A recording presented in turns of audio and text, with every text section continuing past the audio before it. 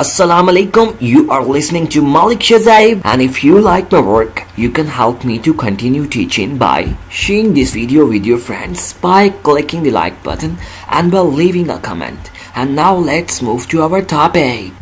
आज के इस लेक्चर में हम डिफ़ॉल्ट कॉपी कंस्ट्रक्टर को पढ़ेंगे। इसको मैं एक छोटी सी स्टोरी से बताता हूँ आपको कि ये क्यों यूज़ करते हैं। सपोज करें एक क्लास है स्टूडेंट और इसके अंदर दो एट्रीब्यूट्स हैं, नेम और आईडी।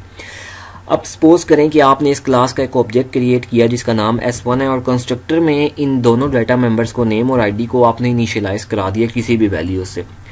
अब आपने एक और सपोज करें ऑब्जेक्ट क्रिएट किया S2 और आप ये चाहते हैं कि ये जो S1 ऑब्जेक्ट था ना, इसका जो नाम और आईडी था वही वाला नाम और आईडी S2 का भी हो, तो उसके लिए डिफ़ॉल्ट कॉपी कंस्ट्रक्टर यूज़ करते हैं। इन शॉर्ट वर्ड्स, यानी एक ऑब्जेक्ट के जो डाटा मेंबर्स हैं, ठीक है, आप चाहते हैं कि एक नया ऑब्जेक्ट क्रिएट कर रहे हैं तो वो जो उसके डाटा मेंबर्स हैं पुराने ऑब्जेक्ट के, वो इस ऑब्जेक्ट के भी बन जाए, इसके लिए यूज़ करते हैं। चलें इसको एक एग्जांपल से देखते हैं।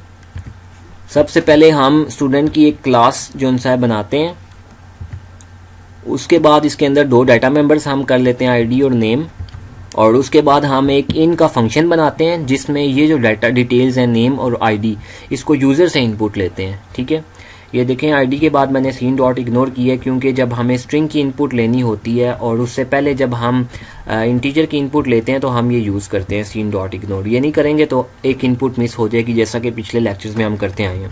उसके बाद हम एक और फंक्शन बनाते हैं आउट का, जिसमें हम आईडी और नेम को स्क्रीन पर डिस्प्ले करवा रहे हैं। सही है, तो चलें अब आते हैं मेन के अंदर। मेन में हमने क्या किया, एक ऑब्जेक्ट क्रिएट किया S1, सही है। उसके बाद S1 डॉट इन कर रहे हैं। इससे क्या होगा कि ये जो डाटा मेंबर थे वो यूज़र उनकी वैल्यूज़ को इनपुट करेगा। उसके बाद हम क्या करते हैं, हमने एक और ऑब्जेक्ट क्रिएट किया S2 और इसके अंदर देखें ये पुराना वाला जो ऑब्जेक्ट था S1, उसको हम एज एन आर्गूमेंट पास कर रहे हैं। सही है, तो इससे क्या होगा, इससे ये होगा कि वो जो S1 के डाटा मेंबर्स की वैल्यू है ना, वो S2 के डाटा मेंबर्स की वैल्यू बन जाएंगी।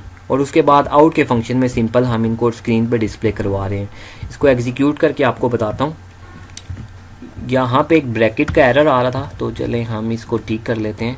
ये ऐसे होगा, ठीक है। तो चलें इसको दोबारा कंपाइल करते हैं और ये देखें सबसे पहले कह रहा है आईडी इंटर करें। मैंने 5 इंटर किया, उसके बाद नेम शाज़ेब। ठीक है, देखें मैंने पहले ऑब्जेक्ट की डिटेल्स दी हैं। सही, तो देखें अब ये पहले S1 का डाटा शो कर रहा है, फिर S2 का डाटा शो कर रहा है, यानी कि जो S1 ऑब्जेक्ट था उसके डाटा मेंबर्स थे, वही डाटा मेंबर्स S2 के भी बन गए हैं। अब ये वाली जो लाइन है ना, ये डिफ़ॉल्ट कॉपी कंस्ट्रक्टर यहाँ पे यूज़ हो रहा है।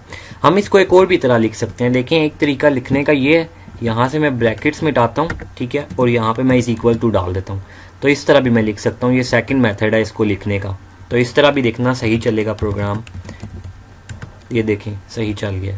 तो आई होप सो आपको डिफ़ॉल्ट कॉपी कंस्ट्रक्टर का जो कंसेप्ट है वो समझ में आया होगा। दोबारा इसको एक दफ़ा कंक्लूड कर देता हूँ कि दो ऑब्जेक्ट सपोज करें आपने क्रिएट किए हैं। सही है, एक ऑब्जेक्ट आप ये चाहते हैं जो दूसरे वाला ऑब्जेक्ट है उसके डाटा मेंबर्स पहले वाले ऑब्जेक्ट के हो जाएं, तो उसके लिए आप डिफ़ॉल्ट कॉपी कंस्ट्रक्टर यूज़ करते हैं। At the time of creation of second object, लेकिन सेकंड ऑब्जेक्ट जब आप क्रिएट कर रहे थे या तो उसके अंदर पास कर दें या इस तरह करके लिख दें, तो S1 के जो डाटा मेंबर्स की वैल्यू है वो S2 की भी बन जाएगी। आई होप आपको समझ आई होगी। अगर कोई कंफ्यूजन है तो आप मैसेज करके या तो फिर कमेंट करके पूछ सकते हैं। फिर मिलेंगे नेक्स्ट वीडियो में, कुछ नया सीखेंगे। तब तक के लिए अल्लाह हाफिज़।